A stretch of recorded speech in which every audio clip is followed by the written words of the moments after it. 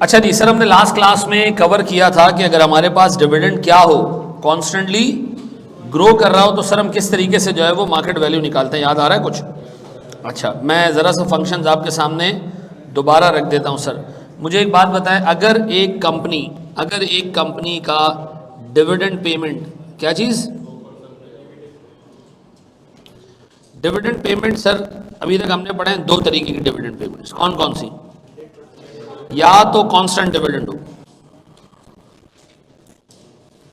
Constant dividend कब देती है कंपनी? जब 100% पे आउट करती है। तो इस पर्टिकुलर केस के अंदर आपने इक्विटी की मार्केट वैल्यू कैसे निकालनी है? डिविडेंड डिवाइडेड बाय केई, ऐसा। और आपको केई कैसे मालूम करना है? Dividend divided by market value, याद है? अच्छा जी, व्हाट इफ के डिविडेंड कॉन्स्टेंटली ग्रो करे? ज्योमेट्रिक प्रोग्रेशन का फंक्शन हम लगाएंगे, कॉन्स्टेंटली ग्रोइंग डिविडेंड्स। तो आप इसमें मार्केट वैल्यू कैसे निकालोगे जी? Sir dividend into 1 plus growth rate divided by sir K E minus growth rate, ऐसा ऐसा ही है दोस्त। अच्छा, इसी को रीअरेंज करके आप केई भी निकाल सकते हो। अच्छा, मैं केई का फंक्शन यहां लिख देता हूं, चाहो तो इसी फंक्शन को यूज करके केई निकाल लिया करो, अदरवाइज दूसरा आसान तरीका है D1 plus G divided by market value. आप चाहो तो ये फंक्शन इस्तेमाल करो, चाहो तो ऊपर वाला, बहुत है। अच्छा, एक और चीज हमने आगे जाके सीखनी है, मे बी आज की क्लास में, मे बी अगली क्लास में, और वो क्या जी? Other models. ठीक है जी, अदर मॉडल्स को आप लिख दो, आपके कोर्स में एक ही है तो हम स्पेसिफाई कर देते हैं, सुपर नॉर्मल ग्रोथ मॉडल। ठीक है जी, ये हमने आगे जाके देखना है। मुझे बताओ, ये दो चीज़ें याद आ रही हैं? अच्छा, अगर मैं आपको सवाल दूं, आप मुझे हिसाब किताब करके दे दोगे चीज़ें? वॉइस इशू, आवाज़ कट कट के आ रही है।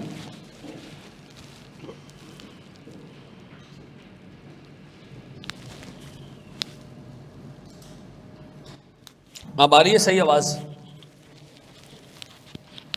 अब आ रही है? अच्छा जी, मुझे बताओ, मैंने कोई नई बात तो नहीं की है ना? अभी जो मैंने चीज़ें आपको लास्ट क्लास में कराई हैं वही आ रही है सामने।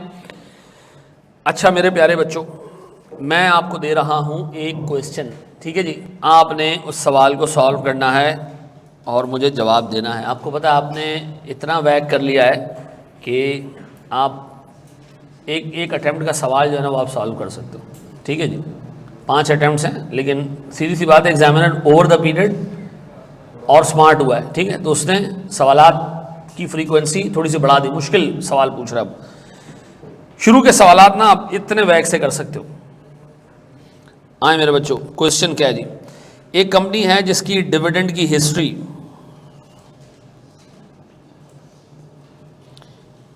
हमारे सामने है।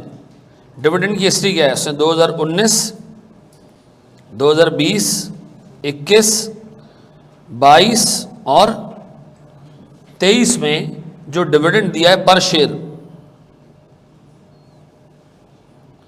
वो दिया है जी 20, 22, 23, 25 और 28। ये डिविडेंड्स है सर पर शेयर उसके। सर कॉस्ट ऑफ इक्विटी है 21%। मुझे सर कंपनी की मार्केट वैल्यू निकाल के दें एक शेयर की।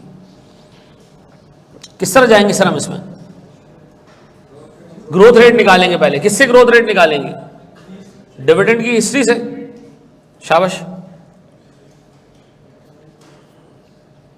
कितना? 200, 250 या 249? अच्छा, बोर्ड पे देखिएगा दोस्त। सर मेरे पास 20 रुपए का डिविडेंड था एक शेयर पे। सर ये ग्रो हुआ है किस रेट से मुझे नहीं पता। कितने सालों तक? 1, 2, 3 और 4।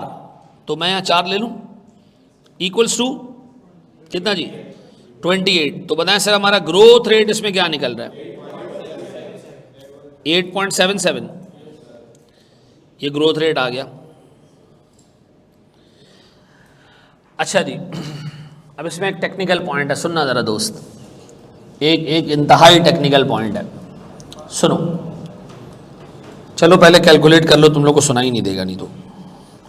अब बताएं जी, मेरे पास मार्केट वैल्यू किस तरह निकलेगी? करंट डिविडेंड जो अभी पे हुआ है 1 प्लस 8.77% डिवाइडेड बाय 21% माइनस क्या रहा है 250 कर लो या 249 कर लो, ऐसा। यह हमारे पास एक शेयर का हिसाब किताब है, ऐसा। मेरे प्यारे बच्चों, बोर्ड पे देखना, मैं अब एक टेक्निकल डिस्कशन करने जा रहा हूँ, अल्लाह के वास्ते बोर्ड पे देखना। दो इंपॉर्टेंट बातें बता रहा हूँ, और ये दो इंपॉर्टेंट बातें अगर समझ आ जाए बहुत अच्छी बात है, अदरवाइज लोग इस फंक्शन का रट्टा लगा के भी काम चला लेते हैं, ठीक है। दो इंपॉर्टेंट बातें सुन लो। एक इंपॉर्टेंट बात यह है कि किसी ने ये नहीं सोचा कि यार ये जो ग्रोथ रेट आ रहा है 8.77 का, तो अगर मैं शुरू के 2 साल देखूं तो 20 से 22 पे मेरा डिविडेंड आया, ये तो 10% की ग्रोथ बनती है। चेक करो जरा, चेंज कितना देखो, उसमें 2 रुपये का चेंज है, 20 से 22 पे आने पे 2 रुपये का चेंज है। जरा 2 को वैसे ही 20 से डिवाइड करोगे तो 10% का चेंज आ जाएगा, ऐसा। अच्छा, अगर आगे देखूं तो मेरे पास 1 रुपये का चेंज है, ये तो 5% भी नहीं बनता। देखो यहाँ आपने 2 रुपये कमाए ना, 2/20 को 10% हो गया। फिर 22 से किस पे आए तुम? 23 पे आए। 1 कमाया, 1 डिवाइडेड बाय 22 करो तो ये तो 5% से भी कम बनता है। तो ये 8% कहां से आ गया? किसको रिप्रेजेंट कर रहा है? हमारे डिविडेंड तो कॉन्स्टेंटली ग्रो नहीं कर रहे, हमारे डिविडेंड तो कभी 10%, कभी 4%। तो हाउ कैन वी से कि dividend will grow constantly? Sir ये जो आपके पास 8.77 है ना, हम कह रहे हैं 4 सालों में कंपनी का डिविडेंड 8.77% ग्रो हुआ है, एवरेज। यही एवरेज रेट इंशाल्लाह आगे भी चलेगा, यही एवरेज रेट आगे भी चलेगा। तो एग्जाम में याद रखना, ये जो आप ग्रोथ रेट लेते हो ना, ये किसी एक साल का नहीं होता, ये एवरेज होता है। और ज़रूरी नहीं है कि हर साल एग्जैक्ट इसी रेट से जो है वो तुम्हारे पास चीज़ें ग्रो हो रही हो। हमारी अजम्पशन है, एस्टिमेट है हमारा ये, कि जो 8.77% का ग्रोथ रेट है ये एवरेज है, और आगे के सालों में भी ये एवरेज बेसिस पे इतना ही रहेगा। मे भी अगले साल 10% का चेंज आ जाए, लेकिन उसके अगले साल फिर 5% का चेंज आ जाएगा, फिर उसके अगले साल 6% का चेंज आएगा। लेकिन आप जब भी देखोगे हर 4 सालों पे आपको एवरेज क्या नजर आएगा? 8.77। तो पहली चीज़ ये कि एग्जाम में इस चीज़ से नहीं डरना कि वो आपको जानबूझ के कहे कि from 2019 to 2020 dividends grown by 10%, ठीक है जी। तो फिर उसके बाद आपने बोलना यार भाड़ में जाओ, मुझे क्या दो, डिविडेंड की हिस्ट्री दो, मैं हिस्ट्री से एवरेज निकालूंगा, ऐसा। आपको पता है इस रेट को उर्दू ज़ुबान में कहते हैं, इस रेट को उर्दू ज़ुबान में कहते हैं केगर, CAGR को कहते हैं कंपाउंड एवरेज ग्रोथ रेट, ऐसा है। तो आइंदा के बाद जो हम डिविडेंड्स में ग्रोथ रेट इस्तेमाल करेंगे ये केगर होगा, ऐसा। ये कौन सा चैप्टर है कि आपकी किताब में? कॉस्ट ऑफ कैपिटल के नाम से आ रहा है चैप्टर।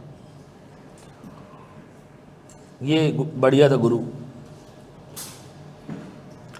हमारी क्लास कौन थी? छठी होगी आज, 5वीं। तो यहाँ लिख तो दें हम ना, ताकि हमारे पास एंड में याद रहे हमें। ना ना ना ना ना, क्लास पंजुम। अच्छा मेरे प्यारे बच्चों, आ जाओ एक स्टेप आगे, बोर्ड पर देखना मेरे प्यारे भाई, बोर्ड पर देखना। कर लिया ये? अब मैं आपको एक और सवाल दे रहा हूँ, गौर से देखना। मैं कह रहा हूँ जनाब, मेरे पास एक कंपनी है, ये हम 2023 में बैठ के उसका डाटा देख रहे हैं, ठीक है। करंट ईयर हमारा कौन सा? 2023 है। कंपनी का डिविडेंड 5 ईयर्स अगो था 15 रुपए पर शेयर। कब? 5 साल पहले। Dividend just paid, just paid का मतलब किस साल का? इस साल का।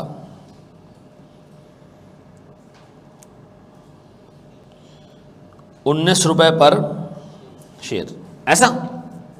मैं आपसे कह रहा हूं जनाब, गौर से सुनना मेरे प्यारे बच्चों, हमारे पास सर मार्केट वैल्यू पर शेयर चल रही है 210। मुझे बताओ कंपनी का कॉस्ट ऑफ इक्विटी कितना है?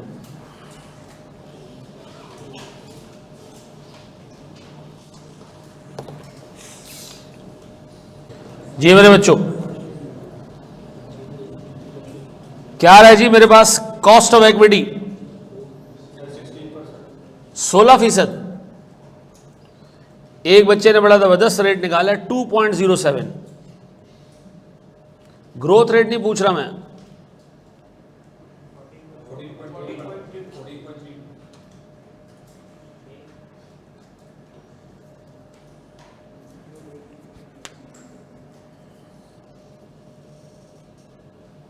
कुछ लोगों का 6.5% आ रहा है।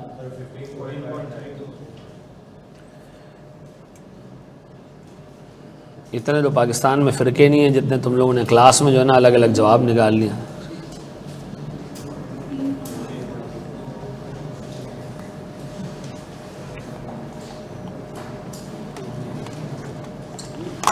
मैं कह रहा हूं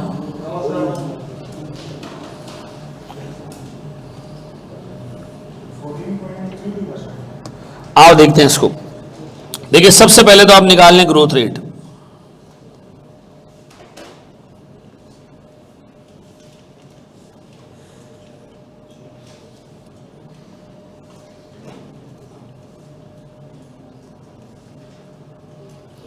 ग्रोथ रेट कैसे निकलेगा जी?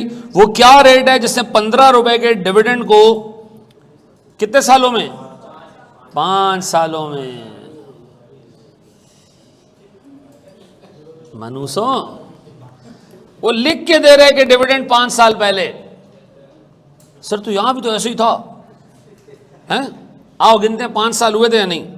यह है 1 साल पहले, यह है 2 साल पहले, यह है 3 साल पहले और यह है 4 साल पहले।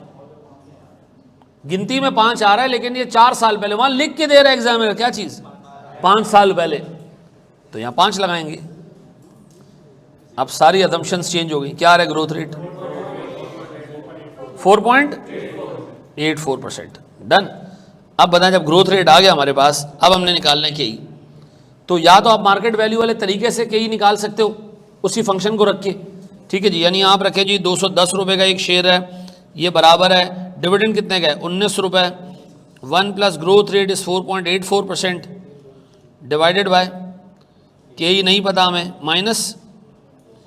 अब इससे केई निकालना ना थोड़ा सा तकलीफ दे मरला है।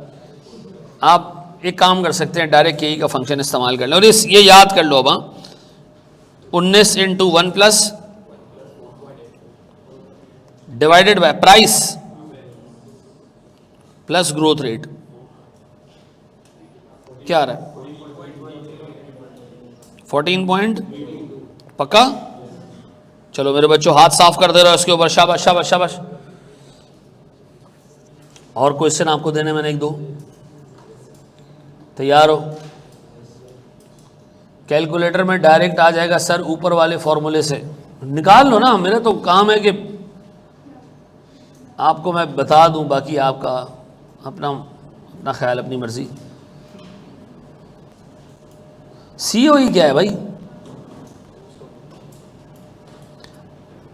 कॉस्ट ऑफ इक्विटी और केई का डिफरेंस बता दें। एक ही चीज के दो नाम हैं, कॉस्ट ऑफ इक्विटी, केई। तो सर इसको सीई होना चाहिए था ना।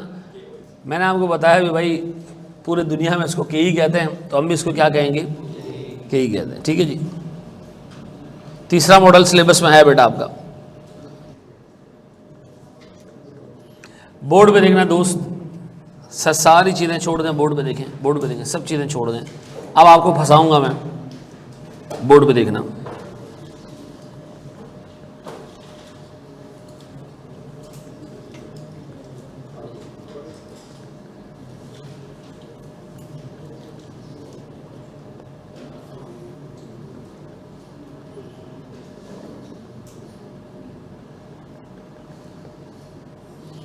ये मिलियंस ऑफ रुपीस में हिसाब हो रहा है। ओपनिंग इक्विटी हमारे पास कितनी है? ठीक है जी।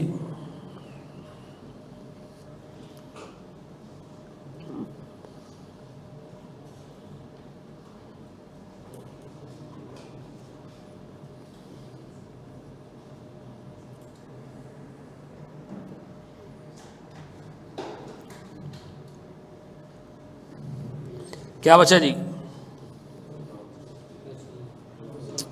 बोलो। 209।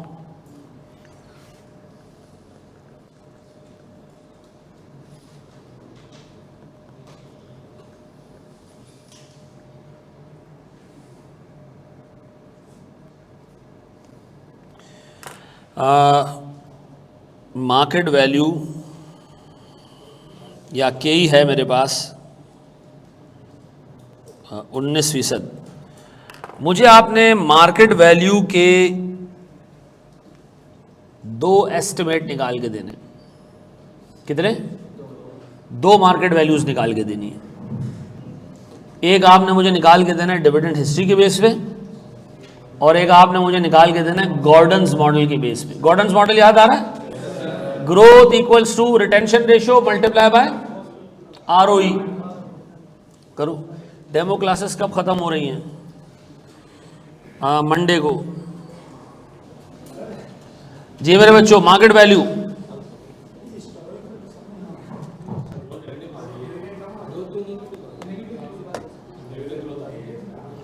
अरे इन्ना लिल्लाहि व इन्ना इलैहि राजिऊन।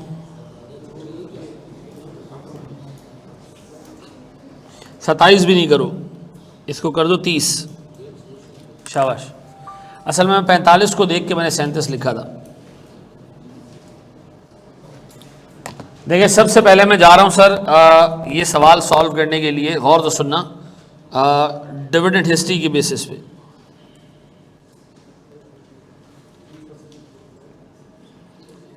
तो डिविडेंड हिस्ट्री मेरे पास से 30 रुपए का डिविडेंड था 5 साल पहले। टोटल है, ये पर शेयर नहीं है, पता नहीं किस रेट से ग्रो होता रहा। 5 सालों में इट रीच्ड टू 36। अब बताएं जी इसमें ग्रोथ रेट क्या है? 4.28। सर 4.28 हमारा ग्रोथ रेट है डिविडेंड्स में, पक्का?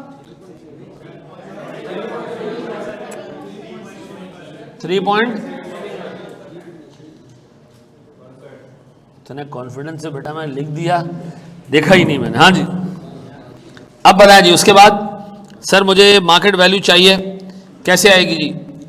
36 रुपये का आज डिविडेंड है, 3.71% हमारी ग्रोथ रेट है, डिवाइडेड बाय सर हमारे पास के ही कितना है जी? 19%। क्या आ रहा है? 244 मिलियन रुपीस है कंपनी की टोटल मार्केट वैल्यू। एक शेयर नहीं, इंटायर कंपनी की मार्केट वैल्यू। डन। अब बताएं जी, हमारे पास गॉर्डन ग्रोथ मॉडल से अगर हम जाएं,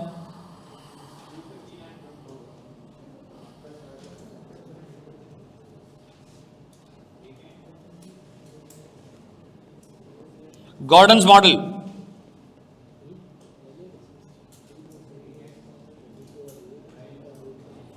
क्या कहता है? गॉर्डन कहता है भाई ग्रोथ रेट निकालोगे तो आपको दो चीजें चाहिए, बी इंटू आर। बी है रिटेंशन रेशो। अच्छा भाई, आप कमाते कितना हो? 45। बांटते कितना हो?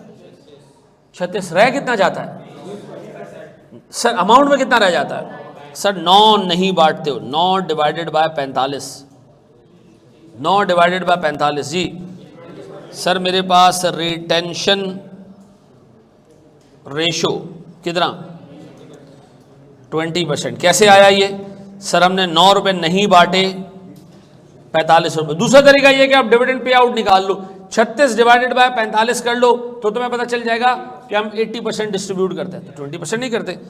आर क्या जी हमारे पास? ROE। ऐसे नहीं, ऐसे नहीं, ऐसे। आपने अपने 200 रुपए के प्रॉफिट, 200 रुपए के कैपिटल पे कितना प्रॉफिट कमाया? 200 रुपए के प्रॉफिट पे, 200 रुपए के कैपिटल पे, सॉरी, कितना प्रॉफिट कमाया? तो 45 डिवाइडेड बाय 200।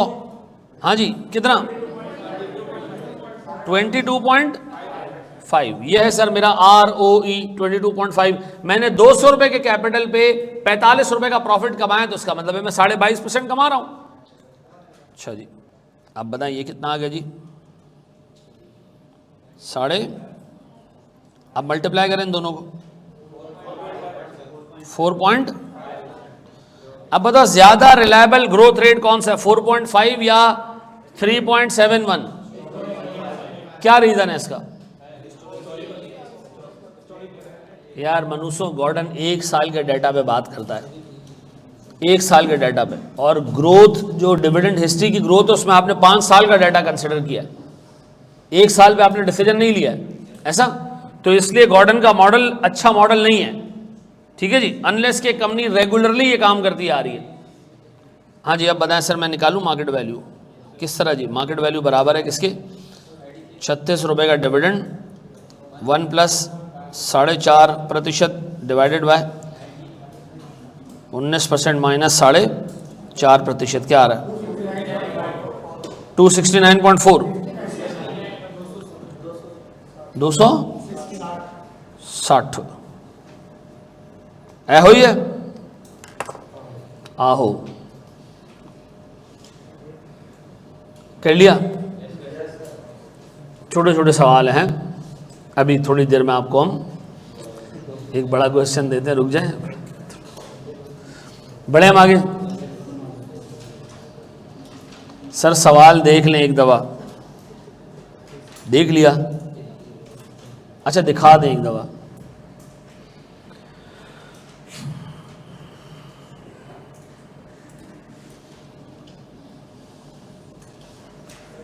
जी मेरा बच्चा,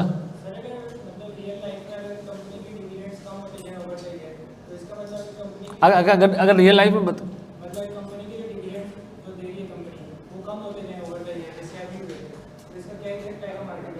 देखो एक बात याद रखो, ये जो डिविडेंड कम होते हैं ना, इस तरह की कंपनी के लिए ये वैल्यूएशन टेक्निक यूज़ नहीं होती। ये वैल्यूएशन टेक्निक किसके लिए यूज़ हो रही है? ऐसी कंपनी जिसके डिविडेंड या तो कांस्टेंट है या क्या है, ग्रोइंग है, ठीक है जी। हमारे कोर्स में बाकी के मॉडल्स कैफ में नहीं है, फाइनल में है।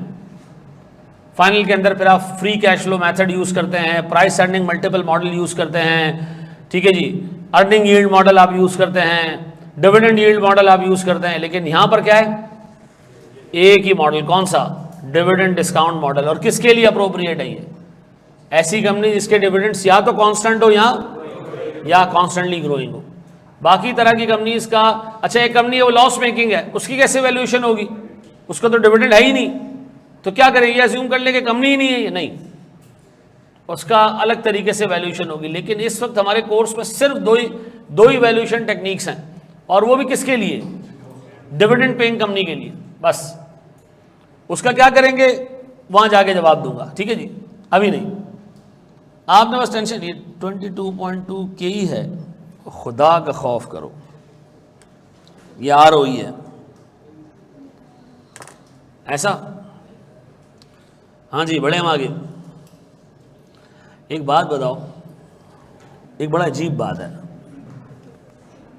आप एक कंपनी खरीदने जा रहे हो, ये देखें, एक मिटाया क्यों? अभी खड़े हो जाओ ना जरा।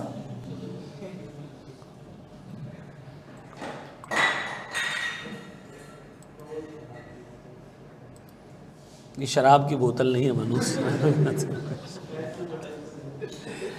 शीशे की बोतल नहीं है, लोहे की बोतल है। इसमें भी आती है, तू मिठाई बेचता है ना? हाँ?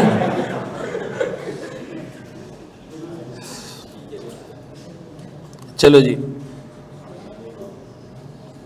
हमारे लियारी में ना शराब बेचने की दुकान है, उस पर लिखा है कि सिर्फ गैर मुस्लिमों के लिए, एक भी गैर मुस्लिम नहीं होता हैं, और ले रहे हैं वहाँ से लोग। हाँ हाँ है वहाँ पे। चलो आओ ज़रा सा एक छोटी सी डिस्कशन, और प्लीज़ बोर्ड पे देखना दोस्त, प्यारे भाई, आपको दे रहा हूँ एक सवाल।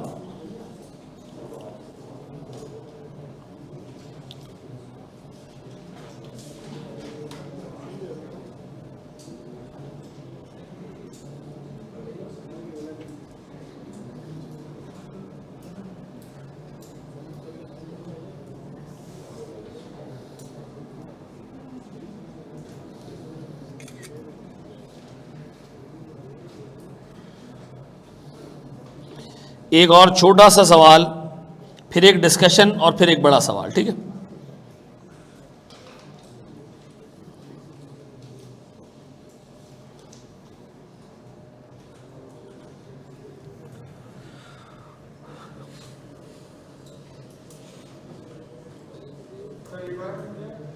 क्या चीज? ऊपर ही लिखी हुई है सवाल में।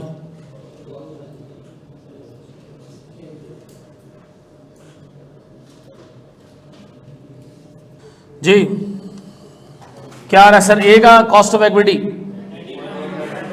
19.19। अच्छा, सबसे पहले आपने इसमें से ग्रोथ रेट निकाली होगी।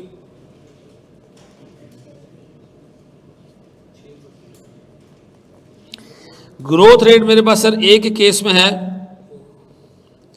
कितनी? सर मेरे पास डिविडेंड जो है ना वो 5 साल पहले मैंने दिया था 20,923 और ये ग्रो करते करते 5 सालों में इट बिकेम 28,000। क्या आ रहा सर यहाँ ग्रोथ रेट एग्जैक्ट? अच्छा जी, अब बताएं सर मेरे पास के सर मेरे पास के जी डिविडेंड कितना है जी current year? 28,000 into 1 plus 6% divided by sir मेरे पास अच्छा ये चूंकि इंटायर कंपनी की मार्केट वैल्यू है और इंटायर कंपनी का डिविडेंड है तो नीचे मार्केट वैल्यू भी कौन सी आनी चाहिए? पूरी कंपनी की। कितनी है सर वो? 45 इंटू 5,000 कितने हैं? 2 लाख।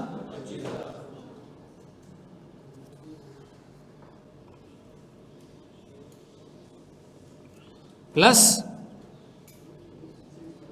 क्या आ रहा है सर? 19.19%।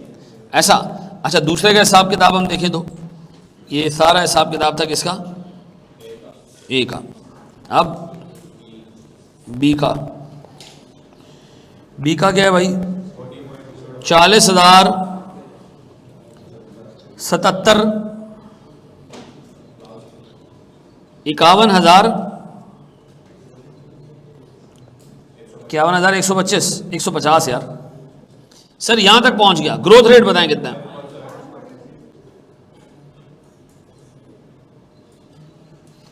अब बताओ जी के 51,150 multiply by 1 plus 5% divided by 4 lakh. और हमें ये ऐसे पता चला कि हमने इन दोनों को मल्टीप्लाई कर दिया। कितना जी? नहीं, ये कितना आ रहा है मार्केट वैल्यू? 448 अब बताओ जी प्लस 5% 16 ऐसा। अच्छा, अब मैं आपको दे रहा हूं सर एक ICAEW का क्वेश्चन, ठीक है? ICAEW के पास पेपर्स का क्वेश्चन है, ठीक है जी? कर लोगे मेरे साथ साथ? दो मैं आपको। अब चूंकि सवाल आपको देगा एग्जामिनर, उसमें शायद एक से ज्यादा मेथड लग रहे हो, गॉर्डन्स मॉडल भी लग रहा हो, दूसरा वाला मॉडल भी लग रहा हो, तो आपने प्रेफरेंस किसको देनी है? यानी दूसरे वाले को नहीं, डिविडेंड हिस्ट्री वाले को देना है, ठीक है जी? तो आपने पता चला दूसरा गॉर्डन रखा हुआ है, ठीक है जी? मसला हो जाएगा। आओ मेरे प्यारे बच्चों, मैं सवाल दे रहा हूं। सवाल है बहुत सीधा, लेकिन सीधे ही क्या होते हैं? टेढ़े होते हैं। हाँ, बात तो सही है।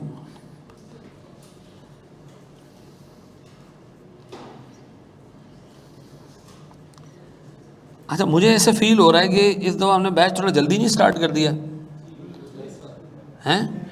अभी भी 26 तारीख हुई है और हमारा ऑलमोस्ट जो है वो वैक अच्छा खासा निकल गया।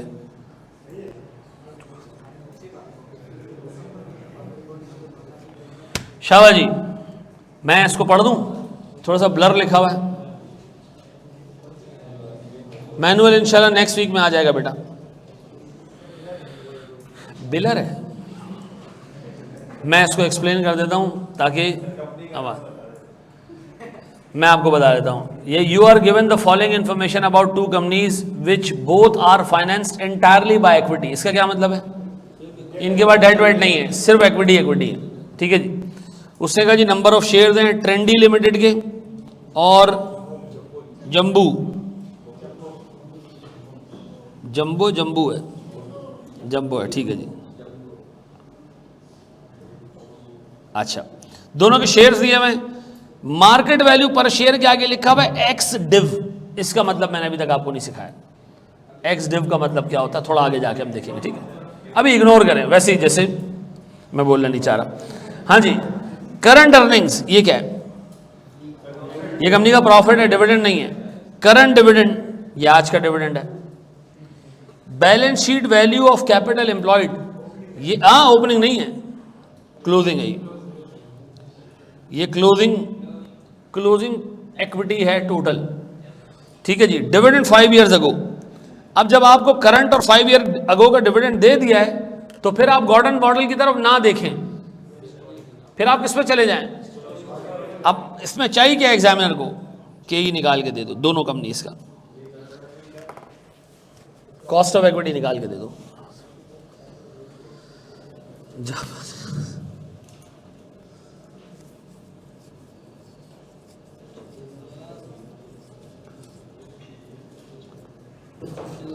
कोर्स कब एंड होगा? ऑफिशियली 30 दिन पहले, अनऑफिशियली 40 दिन पहले, और वेरी अनऑफिशियली अगर आपको आज भी ख़त्म करना है तो कर सकते हैं, प्रीमियम लेक्चर ले लें।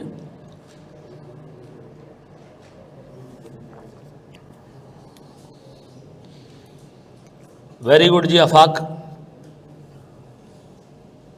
Premium are excellent to go, good to go नहीं।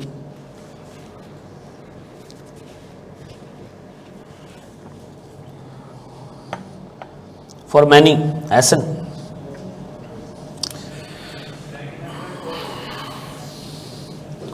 जी 21.43 बिल्कुल ठीक। दूसरे का भी निकाल लो, बोर्ड पे देखिएगा मेरे बच्चों। देखिए सबसे पहले इसमें आप निकाल लें ग्रोथ रेट जंबो का।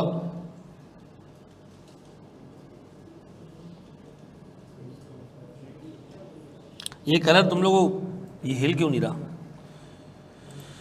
हाय अल्लाह,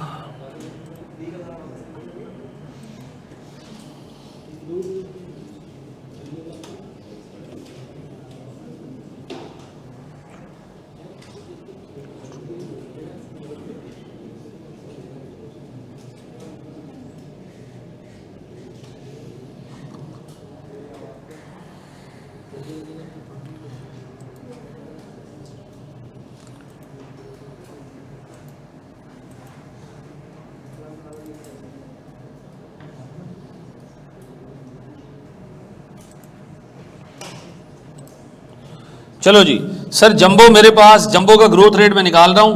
मैंने बताया जंबो का ग्रोथ रेट कैसे निकलेगा। मेरा करंट डिविडेंड है 6165 और पुराना डिविडेंड था 2473, और सर ये तो एक सब्सटेंशियल ग्रोथ है कि 6100 पे पहुंच गया। कितना 20%। अच्छा देखो ये चीज़ याद रखो, इतना बड़ा ग्रोथ रेट प्रैक्टिकली पॉसिबल नहीं होता। ये थोड़े से टाइम के लिए तो हो सकता है लेकिन लॉन्ग टर्म बेसिस पे नहीं हो सकता है। अच्छा सही है यार,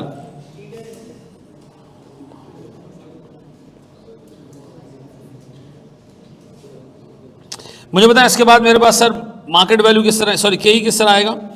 डिविडेंड कितना है 6158, 1 plus 20% divided by market value कितनी है भैया एंटायर कंपनी की 3.42 इंटू 1.5 लाख,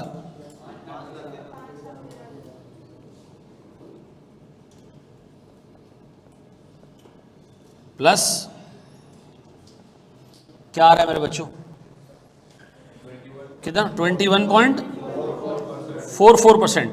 अच्छा अब देखो यार ये सवाल जो बनाया गया है ना उसमें सिर्फ के ही निकालना नहीं था, कमेंट भी करना था। आपके लेवल पर एक कमेंट वाले सीन नहीं आते, इसमें क्या कमेंट करोगे? ये करेंगे कि ये मार्केट वैल्यू जो निकली है या इस सवाल की दी हुई है 3.42 और उसकी बेसिस पे जो आपने के ही निकाला है ये सही नहीं है। 20% की ग्रोथ पे 21% का के ही कंपनी को करना यह चाहिए कि इस पर्टिकुलर सिनेरियो में ये वाला मॉडल वैल्यूएशन के लिए यूज नहीं करना चाहिए। ऐसी कंपनीज जिनमें डिविडेंड या तो ग्रो या तो डिविडेंड देती ही नहीं है, या उनके डिविडेंड में सब्सटेंशियल ग्रोथ आती है, एबनॉर्मल ग्रोथ आती है। तीसरा मेथड याद आ रहा है, यह हमने डाला था क्या चीज, इसके लिए ये वाला मेथड यूज ही नहीं होना चाहिए, लेकिन खैर उससे मांगा था कि ये हमने निकाल के दे दिया। सुपर नॉर्मल ग्रोथ मेथड क्या है आगे जाके देखते हैं हम, ठीक है। हाँ जी, मुझे बताओ अगर ग्रोथ रेट आगे बढ़ जाता कई से 22 हो जाता तो? अल्लाह के बंदों, ये मॉडल ही नहीं चल पाता। और मनुष्यों, मार्केट वैल्यू निकालने के लिए आप क्या फंक्शन यूज करते हो? ये जी 22% आ रहा होता और ये के 21% होता तो घंटा वैल्यू निकलती। ऐसा है या नहीं? लेकिन आपके लेवल पर ये डिस्कशंस नहीं है। वो कहता है ये निकाल दो, हम कहते हैं जी अभी निकाल देते हैं, ठीक है जी। ये फैसले लेने और एनालिटिकल स्किल्स ये आपके लेवल पर अभी, लेकिन मैं सब बताता जाऊंगा ताकि आप बाद में जब बीएफडी पढ़ें कहीं से भी तो आपको मजा ना आए। आगे बढ़ो। दूसरा क्या है जी? करंट डिविडेंड सर और लास्ट ईयर 37,600 और 48,130, 37,600 रुपये का डिविडेंड ग्रो करते करते कितने सालों में कितने पे चला गया? 48,130। ये कितना आ रहा है ग्रोथ रेट? हाँ, ये है इंतहाई दायरा इंसानियत के अंदर ऐसा। अब बताएं इस पे के निकालें क्या है सर? हमारे पास डिविडेंड 48,130, 1 + 5% की ग्रोथ, और हमारे पास सर क्या है? मार्केट वैल्यू कितनी है? 0.65, 5 लाख शेयर्स के ऊपर। ठीक है, आप वैल्यू निकाल के रख दें, कोई मसला नहीं। क्या आ रहा है जी? 20 पॉइंट। हाँ, ये एक ऐसी कंपनी है जिसके लिए आपने जो मॉडल पिक किया है ना के निकालने के लिए, this is the perfect model. क्यों? एक सस्टेनेबल ग्रोथ रेट है 5% की और के काफी आगे। ऐसा ये कर लो कॉपी। स्क्रीन बेटा बिल्कुल हैंग नहीं हो रही है, मैं आपको दिखाता हूं। ये देख रहे हैं? शाबाश जी, आगे बढ़े दोस्त। शाबाश मेरे बच्चों, शाबाश शाबाश शाबाश शाबाश। हमारी 3:30 तक क्लास है ना? बस चलो, ये हमारे पास आखिरी एक लंबा कॉन्सेप्ट देखने का टाइम है। बढ़े हम आगे। तैयार हो मेरे बच्चों? इसी सवाल का मुझे ट्रेंडी का गॉर्डन्स ग्रोथ मॉडल से भी निकाल के दो। शाबाश।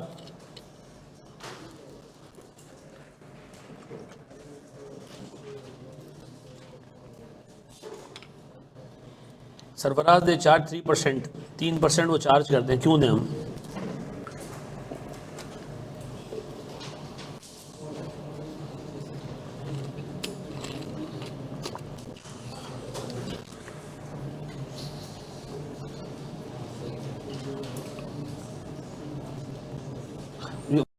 जब यूज ही नहीं करना तो मैं करूं क्यों भाई? मैं कह रहा हूं करो।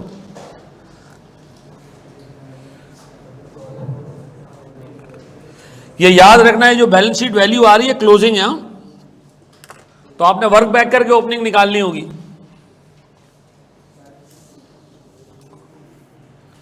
शाबाश मेरे बच्चों, गॉर्डन्स मॉडल से इसको यूज करना है, निकालना है।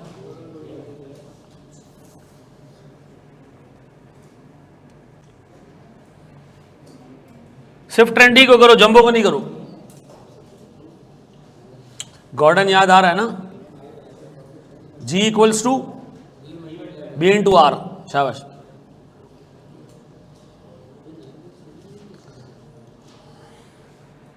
ट्रेंडी का रिटेंशन रेशियो एबनॉर्मली ज्यादा होगा। क्यों? 62,000 रुपए का प्रॉफिट कमा के मनुष्य सिर्फ 10% बांट रहा है।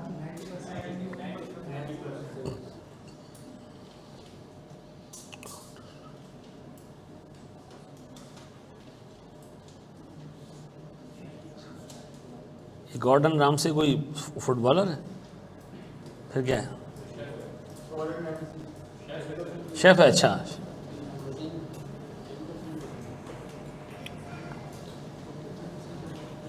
मैंने तुम लोगों को इतना खतरनाक और फारिग टाइम है कि खाने पकाने के प्रोग्राम भी देखते हो हैं।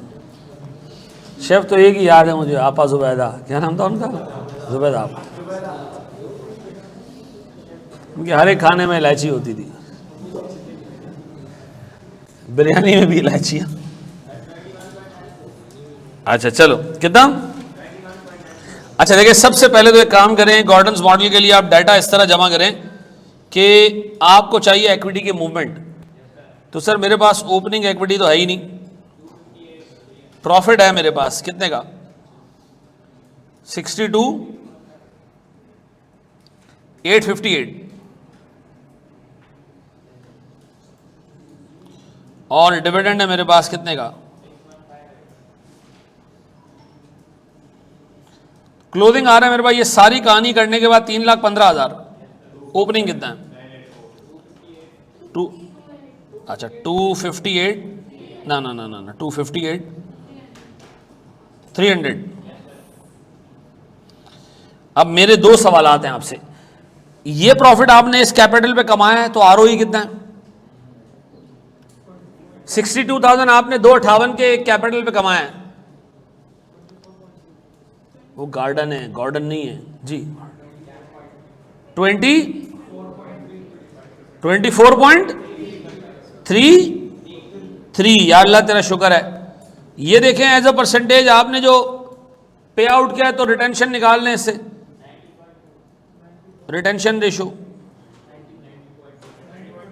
90.2%, ये पक्का सही निकाला आपने। अब ग्रोथ रेट निकाल लें इसमें, 24.33 मल्टीप्लाई बाय 90.2 कितना, 22%। ऐसा, यही चाहिए। अब आप क्या एक्सपेक्ट कर रहे हो, उससे 21% का के ही निकलेगा? नहीं निकलेगा, ज़्यादा निकलेगा। देखिए के ही क्या आ रहा है सर, अब डिविडेंड कितना जी, ग्रोथ हमारे पास 22% की है, डिवाइडेड बाय, सर मेरे पास मार्केट वैल्यू 1.5 लाख इंटू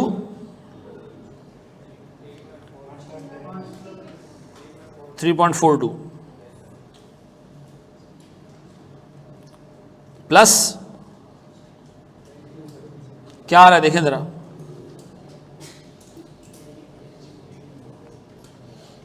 तेईस अशारिया,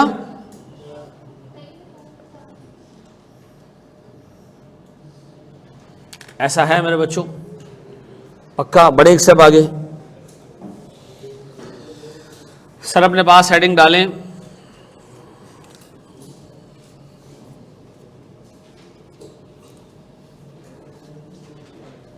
बोर्ड पर देखना मेरे प्यारे बच्चों, करना है कर लो, शाबाश।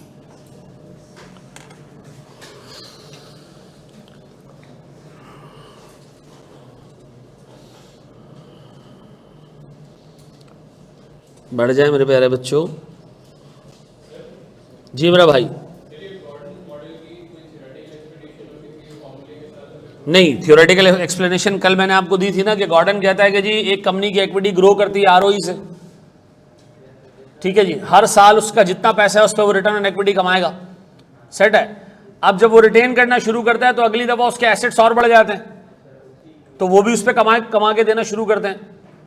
तो गॉर्डन ये कहता है जनाब, जिस प्रोपोर्शन से आप अपना प्रॉफिट रोकेंगे और उसको अगली दफा प्रेजेंट करेंगे कमाने के लिए, तो आपके प्रॉफिट्स भी बढ़ेंगे, एसेट्स भी बढ़ेंगे और आपका डिविडेंड भी बढ़ेगा। अच्छा ये अगर यहां रोक दो तो मैं इस बच्चे के सवाल पे भी एक चीज मैंने जो इसके बाद सिखानी थी वो पहले सिखा देता हूं। बढ़े आगे, ये कर लिया। अच्छा मैं ऊपर एक टेबल मैंने एक जमाने में किया था, वो मैं आपके सामने दोबारा प्रेजेंट करना चाह रहा हूं। कल हमने एक कंपनी की ग्रोथ देखी थी ना, ऐसे ही था ना, ये रहा।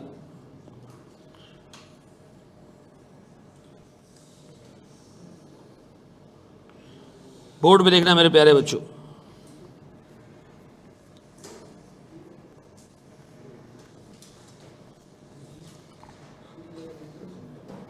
सारी चीजें छोड़ दो, बोर्ड पर देखो। बोर्ड पर देखो मेरे प्यारे बच्चों, एक बात बताओ, ये डाटा कल हम देख रहे थे एक कंपनी का, हमने कहा जी एक कंपनी का इक्विटी का जो मूवमेंट है, ठीक है जी, वो 5 सालों पे कुछ इस तरीके से 1000 रुपए के कैपिटल से हम घुसे थे और 5 सालों में हमने हर दफा ROE 20% कमाया और 60% जो है वो बांटने के बाद 40% रिटेन किया। तो मुझे एक बात बताओ, अगली दफा मैं 1000 रुपए लेके घुसाऊं या ज्यादा लेके घुसाऊं? अच्छा, गॉर्डन ये कहता था कि अगर आप अपने प्रॉफिट्स रिटेन करें तो अगली दफा वो प्रॉफिट्स एसेट की फॉर्म में आपके एसेट्स के अंदर ऐड हो जाते हैं और वो भी आपको कमा के देना शुरू करते हैं। तो इस हिसाब से तो हमारे जो है वो नेट एसेट्स भी ग्रो होने चाहिए 8% से। इसमें ग्रोथ रेट क्या आ रहा था कल? निकाल लेते हैं। इसमें ग्रोथ रेट आपने निकाला था किससे? डिविडेंड हिस्ट्री से। डिविडेंड हिस्ट्री से निकाला था ना ग्रोथ रेट। कैसा था जी? 120 रुपए का डिविडेंड सर ग्रो हो रहा है 4 सालों पे और ये 163 पे पहुंच रहा है। ये ग्रोथ हमने निकाला था 8%। ऐसा ये एक तरीका है ग्रोथ रेट निकालने का। फिर आपने कहा जी गॉर्डन्स मॉडल। गॉर्डन्स ने क्या कहा?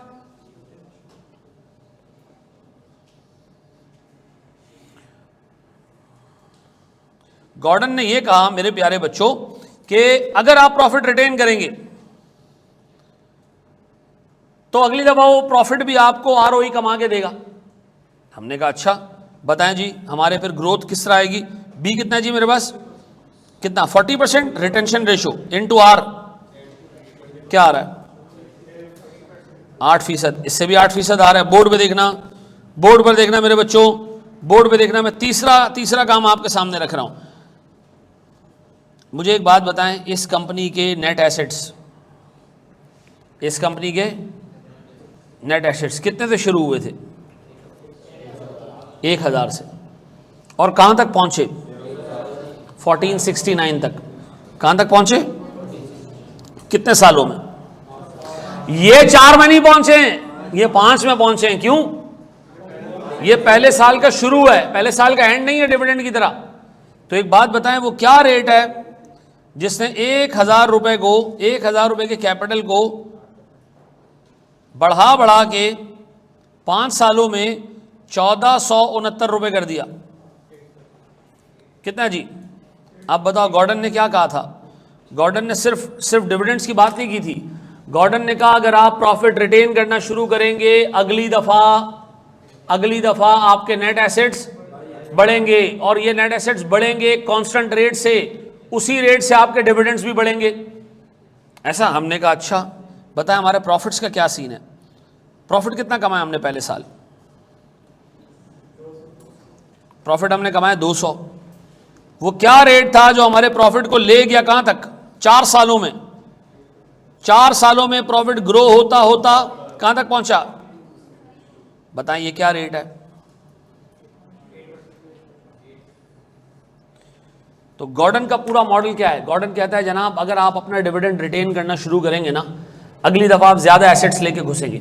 ज्यादा एसेट्स का मतलब है एसेट्स की ग्रोथ, ज्यादा एसेट्स का मतलब है प्रॉफिट की ग्रोथ, और ज्यादा एसेट्स का मतलब है डिविडेंड की ग्रोथ। ऐसा तो आप हर साल एडिशनल नेट एसेट्स लेके जो घुसेंगे ना, वो आपको प्रॉफिट भी कमा के देगा और वो आपको डिविडेंड भी जनरेट करके देगा। तो मुझे बताएं सर, हमारे पास अगर हम 40% रोक रहे हैं, 40% प्रॉफिट का रोक रहे हैं और वो अगले साल में 20% कमा के दे रहा है, तो हमारे नेट एसेट्स भी कितने से ग्रो करने चाहिए? 8% से। प्रॉफिट्स भी ग्रो करनी चाहिए कितने से? 8% से। और डिविडेंड्स भी ग्रो करने चाहिए किससे? 8% से। तो गॉर्डन के मॉडल में सिर्फ एक चीज नहीं थी डिविडेंड, बाकी चीजें भी थी। हम बताओ गॉर्डन का मॉडल कब यूज करेंगे? या तो हमें एग्जामिनर कह दे कि डिविडेंड ओवर द पीरियड एक कांस्टेंट रेट से ही पे हुआ है। कांस्टेंट रेट का मतलब प्रॉफिट का 60% और हमारा ROE क्या था? 20%। तो आप गॉर्डन मॉडल यूज करें या डिविडेंड हिस्ट्री मॉडल यूज करें, दोनों से सेम ग्रोथ रेट आएगा। लेकिन अगर आपकी डिविडेंड की हिस्ट्री ऐसी रही है कि पहले साल 10%, फिर 4%, फिर 6%, फिर 5%, फिर 8%, तो फिर आप क्या करें? फिर आप हिस्टोरिकल डिविडेंड से जाएं। ऐसा है, ये कॉपी कर लें सर। अब ये पता नहीं कैसे कॉपी करोगे।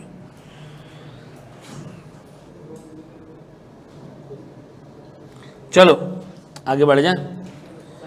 जी मेरा बच्चा, सर ये हम जो 5 सालों का निकालते हैं, अगर इन 5 सालों के अंदर 1 साल अगर कंपनी ने डिविडेंड ना दिया हो तो क्या यही तब भी यही मेरा बच्चा, तब भी यही।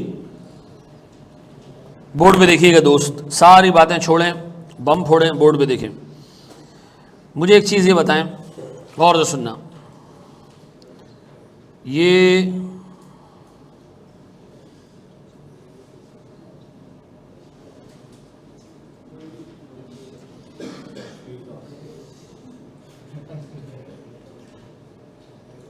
नहीं, टांग छोटी है।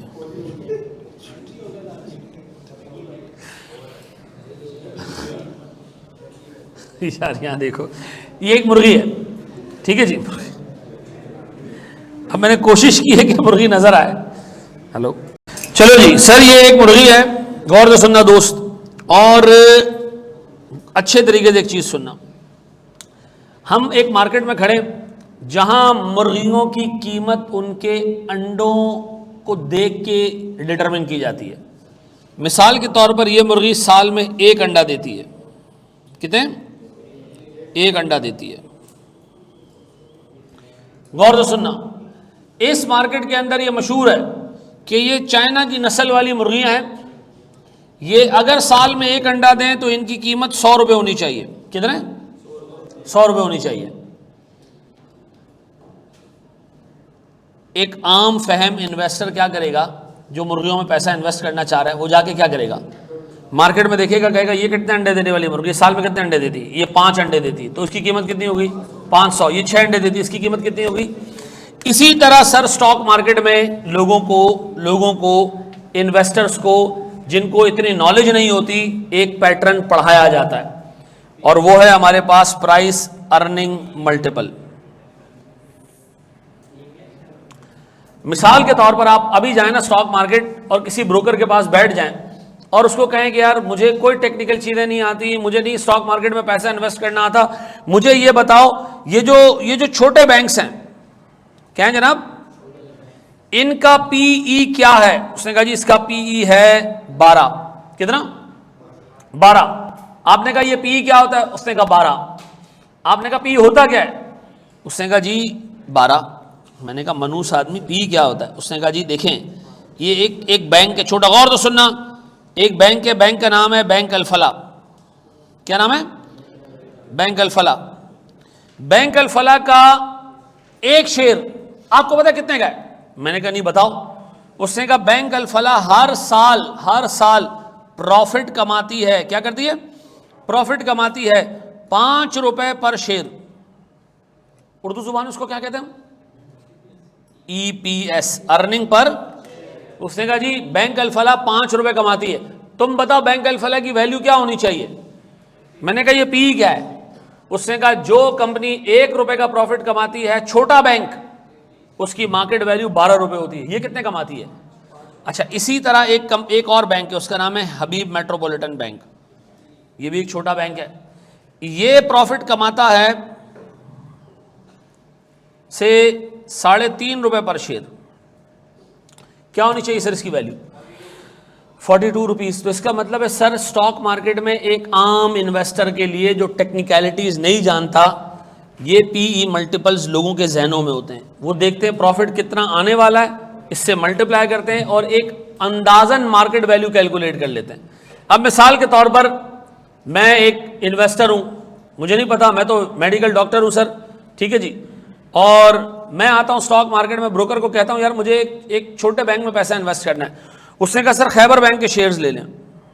किसके? मैंने कहा इसका अर्निंग पर शेयर कितना है। उसने कहा सर ये 2 रुपए की अर्निंग दे रहा है एक शेयर पे। मैंने कहा 2 × 12 कितने हो गए? 24। मैंने कहा सर 24 रुपए में सही रहेगा।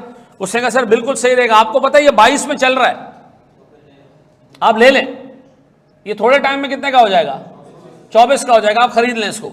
अगर ये चल रहा होता 27-28 में, वो कहता नहीं सर ना लें, मुश्किल हो जाएगी। अब मुझे एक बात बताएं, किसी शेयर की इंट्रिंसिक वैल्यू या मार्केट वैल्यू मालूम करने का तरीका क्या है कि उसके प्राइस अर्निंग मल्टीपल को मल्टीप्लाई करने किससे? EPS से। तो आपको क्या मिल जाएगी? एक अंदाजन मार्केट वैल्यू मिल जाएगी। ऐसा है, ये बात भेजे में बैठती है। अच्छा, अब मुझे एक बात बताएं, एक अच्छी बड़ी ऑयल रिफाइनरी की पी क्या होगा? सर पाकिस्तान में एक अच्छी बेहतरीन ऑयल रिफाइनरी का पी 17 चल रहा है। ये मैं आपको रिसेंट तो नहीं, खैर 4 महीने पहले की बात बता रहा हूँ। अब मुझे एक बात बताएं, एक बंदे ने कहा यार मुझे एक अच्छी डिविडेंड पे करने वाली स्ट्रॉन्ग कंपनी एंग्रो की तरह उसका जो है वो पी बताओ। मैंने कहा यार करीबन 18.5 के करीब है। अब बताएं सर, इस तरह लोगों ने क्लासेस बनाई हुई हैं। आप मार्केट जाएं ब्रोकर के पास, ब्रोकर को कहें यार मैंने खरीदना है एक सीमेंट कंपनी का शेयर, उससे कहा सर सीमेंट कंपनी का तो 21.5 का जो है ना पी चल रहा है। आपने कहा अच्छा तो मुझे बताओ मैं कौन सी कंपनी खरीदूं? उसने कहा जी इस कंपनी का अर्निंग पर शेयर ये, इस कंपनी का ये, इसका ये, आप मल्टीप्लाई करके अंदाज़ा लगा ले खुद, ऐसा है। अब मुझे एक बात बताओ, ये एक तरीका है मार्केट वैल्यू निकालने का, इससे पहले आपने कौन सा तरीका देखा? और मनुष्य डिविडेंड की प्रेजेंट वैल्यू निकाली थी, ये कौन सा तरीका है? ये भी एक तरीका है सर। मुझे बताओ ज्यादा ऑथेंटिक अच्छा तरीका कौन सा है? ये नहीं है, वो पहले वाला। ये तो अंदाजे से आपने सारी चीजें छोड़ी और आपने कहा एचएमबी का पी भी यही है, अल्फला का पी भी यही है, खैबर बैंक का पी भी यही है। ऐसा नहीं होता प्रैक्टिकली। लेकिन सर आपके लेवल पर अगर पी एग्जामिनर दे दे और मुझे इस कंपनी की मार्केट वैल्यू निकालनी है तो मैं क्या करूं? आप ईपीएस से मल्टीप्लाई कर दें, ऐसा है। ये कॉपी करें सर। अब बंदा सोचेगा ये क्या पढ़ा है सर ने।